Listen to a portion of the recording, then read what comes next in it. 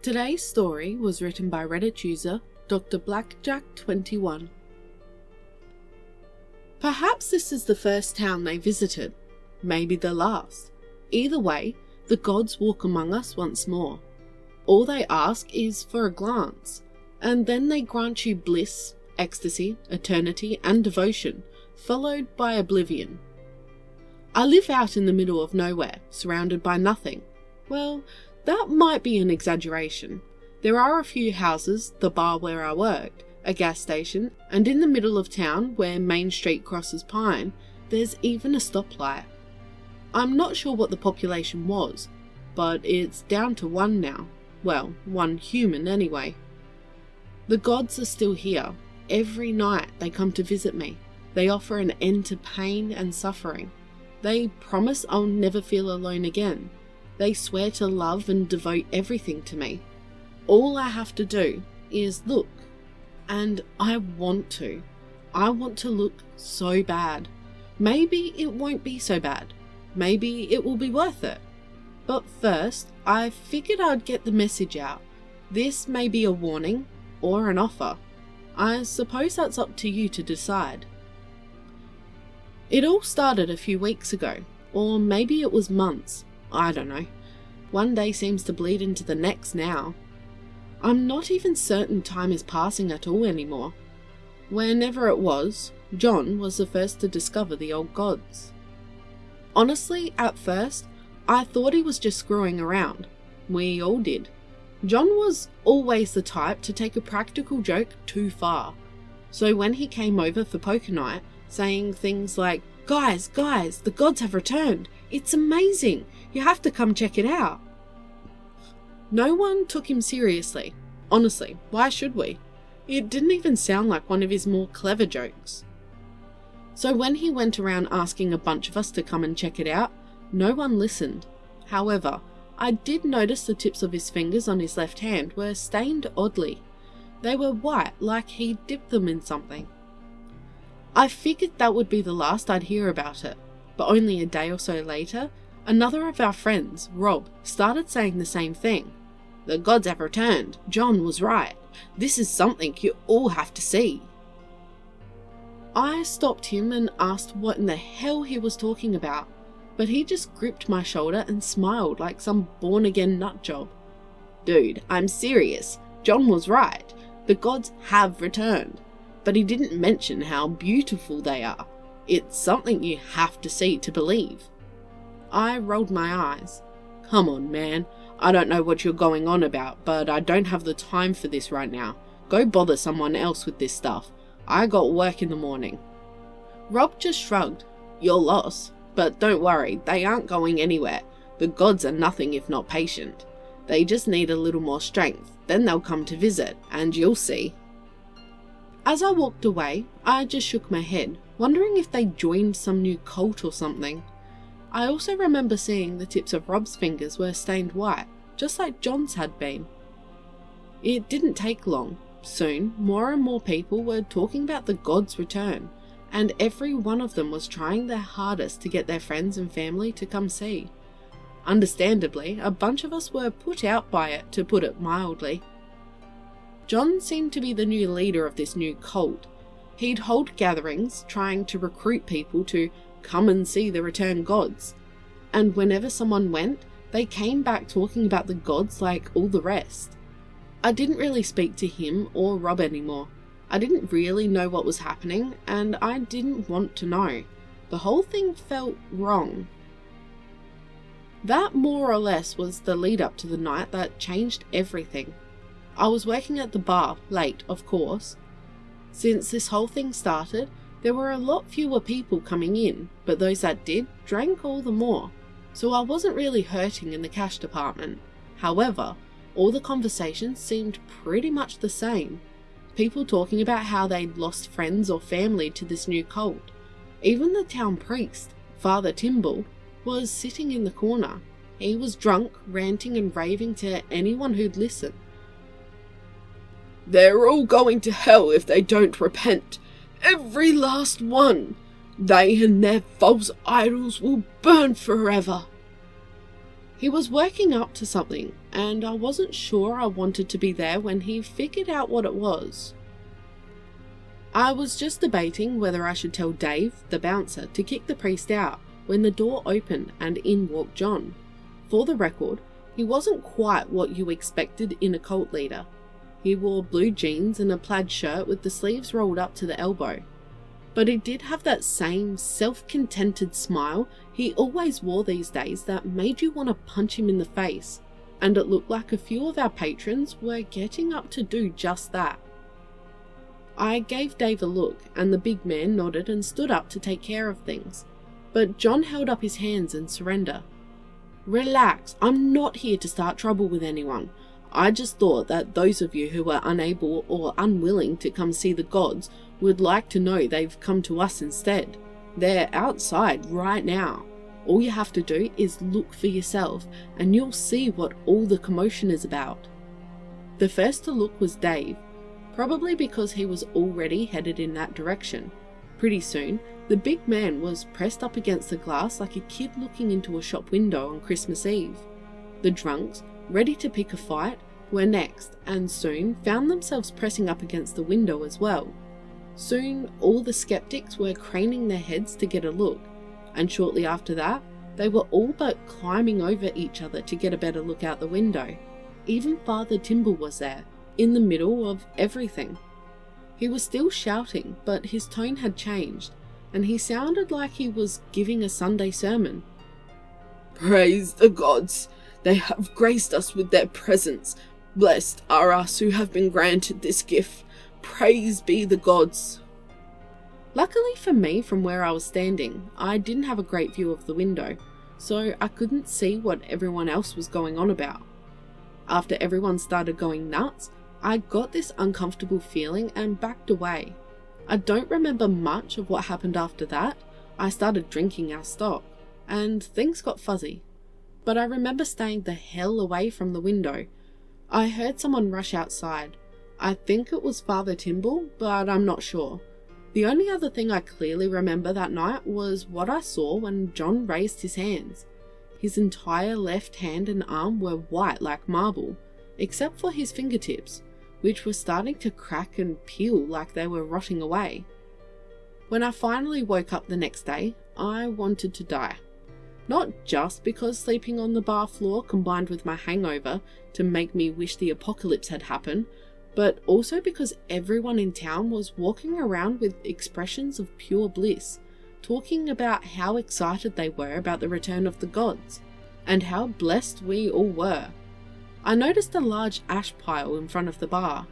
Some idiot had probably started a fire in the street or something, but I didn't care enough to do anything about it, and just locked up shop so I could head home. However, it seemed like everyone I passed had white fingertips on their left hand. I stopped by the gas station to pick up some breakfast, but despite being wide open, no one was manning the counter.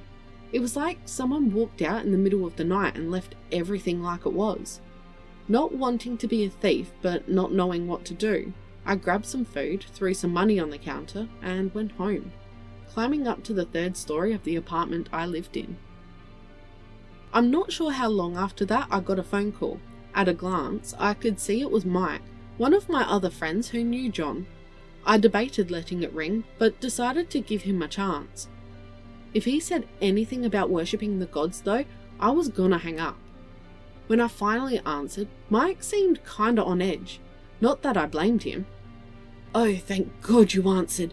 Just tell me, you're not one of those cultists now, are you?"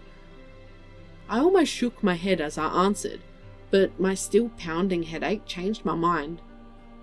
"No, I'm not some drooling maniac, though it seems like there's a few more of those now." Mike seemed relieved.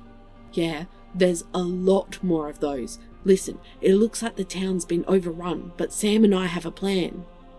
I didn't like the sound of that. Mike and Sam were good enough guys, but they were also not what I would call the best planners.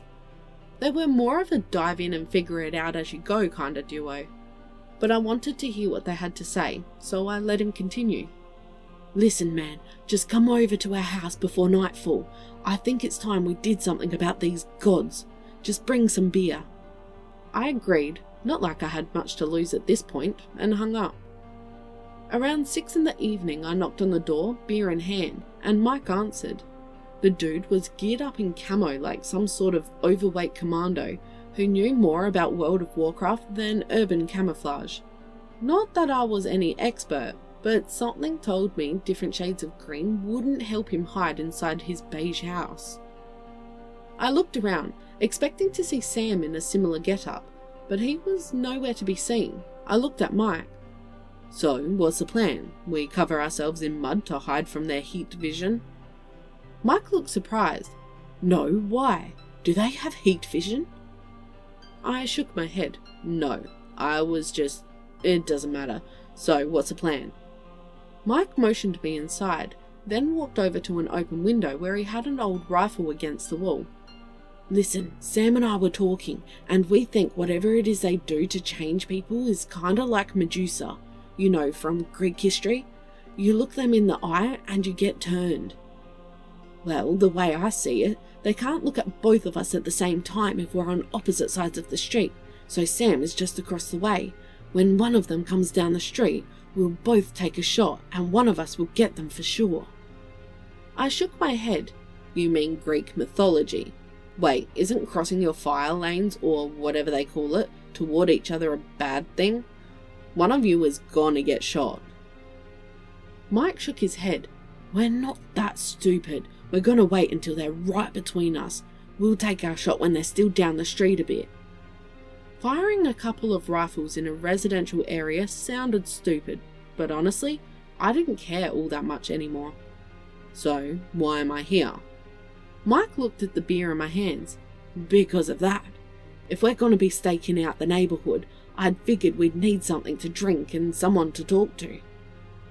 That figured. Mike picked up a two-way radio he had next to the window. "Hey Sam, beer's here, come get some." Long story short, the first part of the night went about how you expect. Lots of drinking and bullshitting in a dark room so the light couldn't alert anyone or spoil Mike's aim. I had my back to the wall with the window to resist the temptation to look and was feeling a nice buzz, nothing too serious, when Sam's voice came out over the radio. "Hey Mike, I see some shadows moving our way down the street. Duck down, and we'll pop up on the count of 5 and fire, alright?" Mike ducked down. 10-4. I shook my head. What? Were we in Smokey and the Bandit now? Still, I couldn't help but feel a tiny bit of hope. Maybe this could work. Sam started to count. 1. I took another sip of my beer, doing my best not to look up and out the window. 2. Mike had a grip on his gun and a determined look in his eye. 3. I put down my beer. I felt my heart was trying to beat its way out of my chest. 4. This was it. 5. Mike stood up and started lifting his gun, then stopped. I was hoping to hear a rifle shot ring out from the other side, but all I heard was Mike say, and watched as he put his gun down. Looking up at him, I was afraid he was already gone, but I had to ask anyway. "What's going on? What do you see?" Mike just looked down at me. "Oh, yeah, nothing much. Listen, I'm gonna check something out quickly. I'll be right back." I shook my head. "No, man, are you crazy? Stay here. You don't want to go out there." Mike just grinned that same stupid grin John always had these days. "Nah, man, it'll be fine. I'll be right back." And then he walked out the door. I sat with my back to the window, listening for everything I was worth. But try as I might, I couldn't make out anything that didn't sound like any other night in the middle of nowhere. My heart pounded as 1 minute bled into 2, then 3. My mind was screaming at me to stand up and look out the window, to try and see what was going on. But I just sat there and refused to move. I'm not sure how long I sat there alone in the dark. If I had to guess, I'd say it was more than a half hour, less than an hour. Eventually, the fear gave way to boredom, and I finally reached out for my beer. As my fingers touched the can, a voice spoke to me from the open window over my head. It sounded like it was just inches away from the window. I felt like I could reach out and touch it. Hello? I think my heart actually missed a beat or two as my fear level went from 2 to 10 in a split second. A part of my mind imagined I could feel their breath as they spoke again. It sounded warm and welcoming, almost loving. A piece of my mind pictured a beautiful woman in a gorgeous red dress, but the other part imagined a desiccated mummy with a fox skull where its head should be. No need to worry yourself. We don't bite. Why don't you turn around and take a look? We promise you'll feel better if you do. I didn't know what to say or even what to think, so instead I held my breath and willed my heart to stop beating so loud. After a moment, the voice returned. Still not willing to look? That's okay, we're patient. Take your time and look when you're ready. Then you'll realize how silly these fears of yours really are. I sat there the rest of the night, frozen in fear. I must have passed out at some point because I was awoken by light streaming through the window.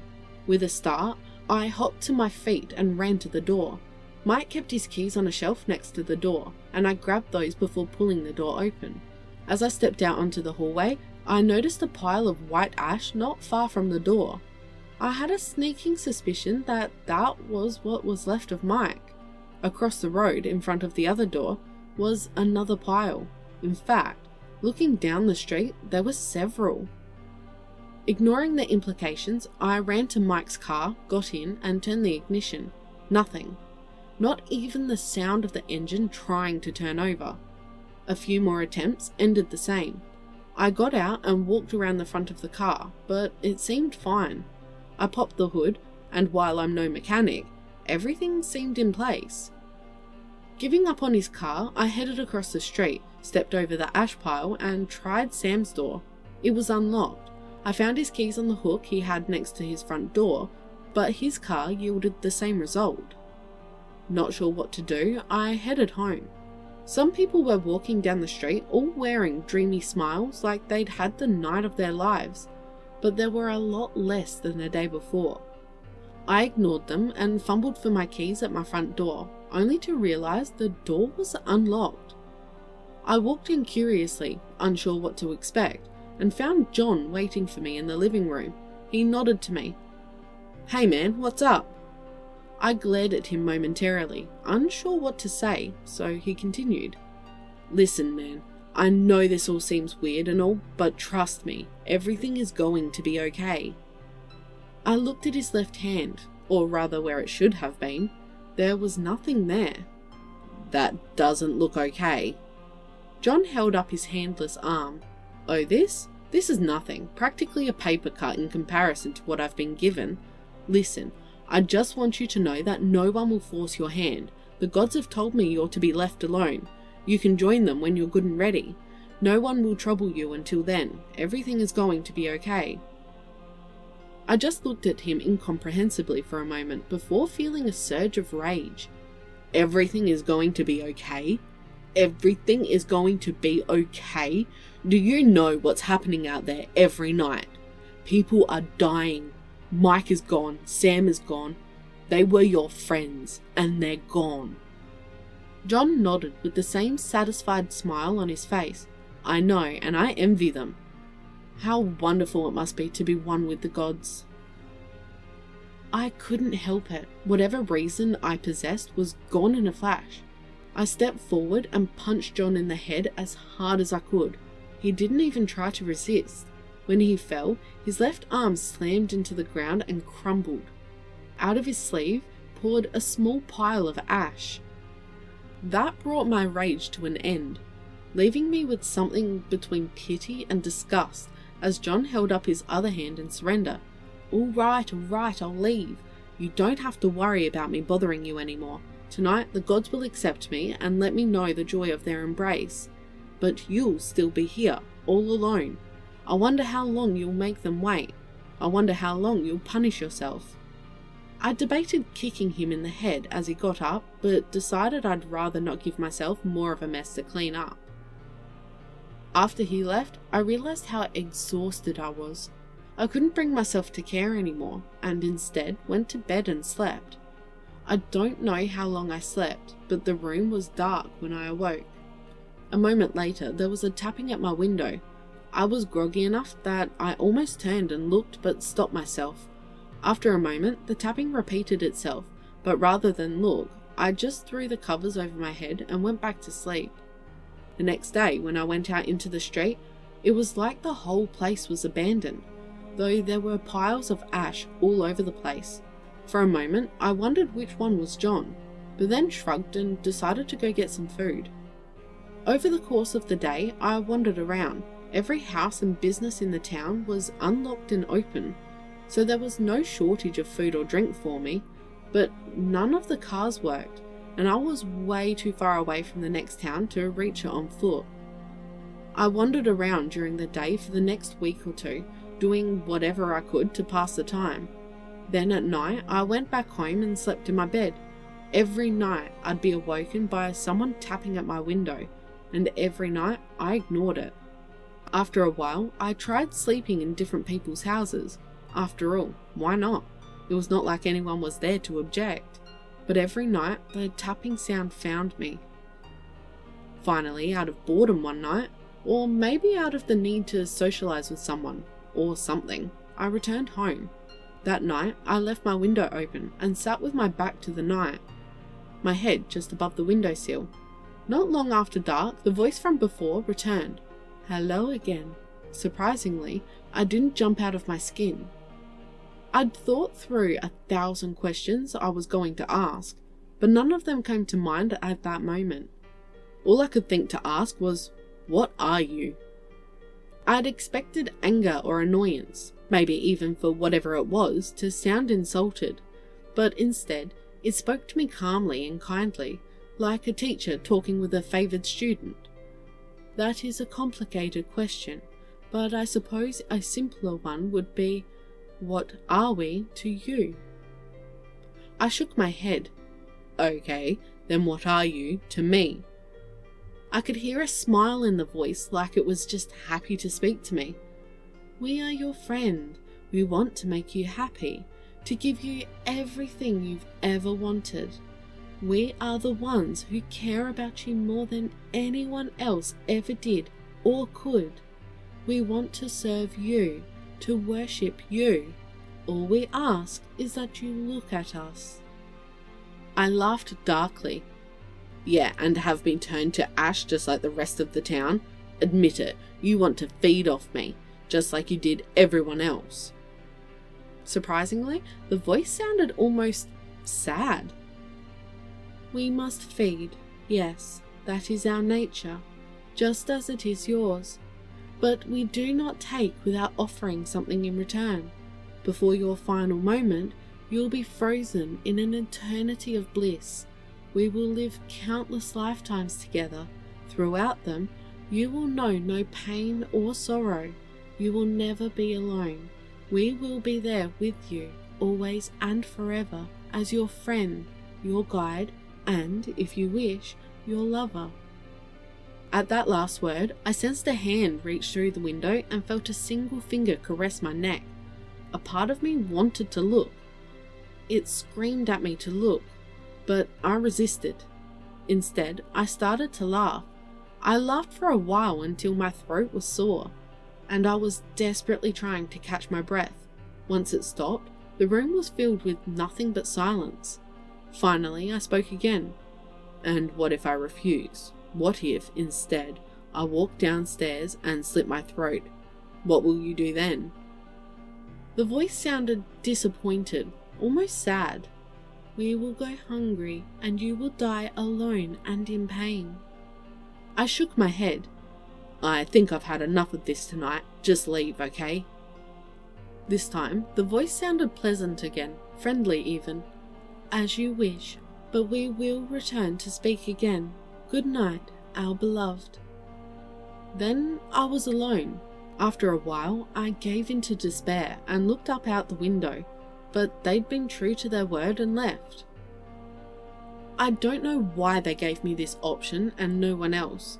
Maybe they're just savouring their dessert after a feast. or maybe I'm more like an after-dinner mint. But whatever it was, they honoured their word and returned the next night, and the next, and so on. We've talked many times. I even look forward to speaking with them now. Sometimes we laugh and joke like old friends. Other times they patiently listen to me cry and rage, but they never complain. I'm pretty sure I've got something like Stockholm Syndrome at this point. Anyway, I decided to sit down and write this out. I don't know. Maybe someone will read this and do something with it, or maybe not. Maybe you're all already dead, and I'm the last person on Earth. I don't know. I feel like I'm losing my will to fight. Maybe I'll look tonight and see what all the fuss is about. I hear them tapping at my window, so I'll just post this and go. Don't worry about me. Whatever happens, I'm sure I won't be alone. Ever again.